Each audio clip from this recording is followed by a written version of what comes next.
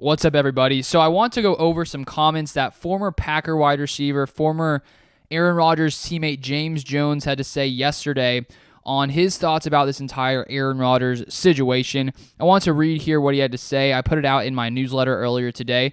If you guys haven't subscribed to that, feel free to click the link in the description down below, and you can receive all of my Packers newsletters.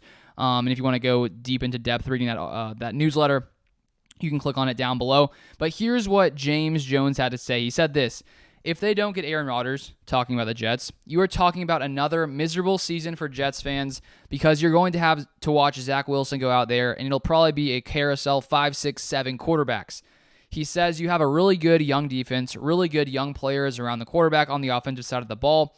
You need a guy that can sling it over the yard. Aaron Rodgers is that guy. So yes, if they lose out on Aaron Rodgers, this is a huge loss for this Jets organization, and I don't know if they even get to 5 wins if they do not get Aaron Rodgers. So James Jones is showing that Aaron Rodgers, he's the missing piece on the Jets team, and without Rodgers, I don't necessarily maybe agree that they'll only get 5 wins, maybe more like 7, 8, but still they're not going to be a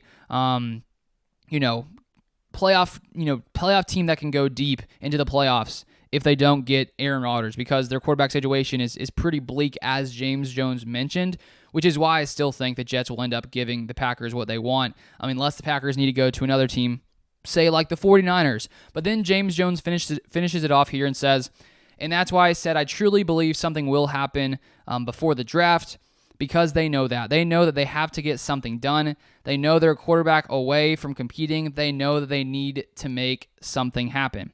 And the same thing for the Packers. You know that you are ready to go on to Jordan Love right now. Obviously, you are talking about one of the baddest men to ever play the football game. You don't want to just give him up for pennies or 1 3rd-round pick. So yeah, we got to get the right compensation that we feel is for Aaron Rodgers. And I think that that is what is holding it up. And as the draft gets closer, this will heat up.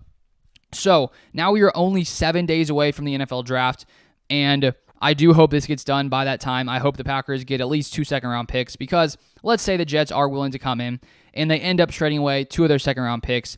The Packers would enter draft night in a week with a first-round pick and then 3 second-round picks, which gives them lots of flexibility, whether they want to use all those picks on different kinds of players, receivers, tight ends, edge rushers, offensive linemen, safety, whatever it may be. Or if they want to trade up into the first round with some of those, those 2 seconds, they could probably do that as well.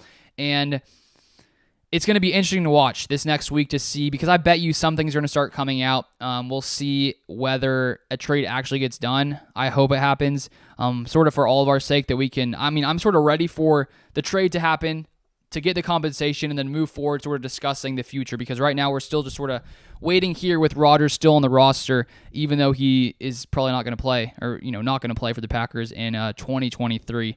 That's all I have for this one. If you guys want to receive my newsletter tomorrow, I'll probably answer some of your questions from a few days ago. So if you want to receive that in your inbox, most likely tomorrow, you can put your email in the description down below. Click the link. That is my newsletter. You can receive it. I wrote in more depth about the 49ers idea, James Jones, in today's newsletter, and you can read that too by clicking on the site down below. That's all I wanted to share. Thank you so much for watching, and I'll see you guys next time.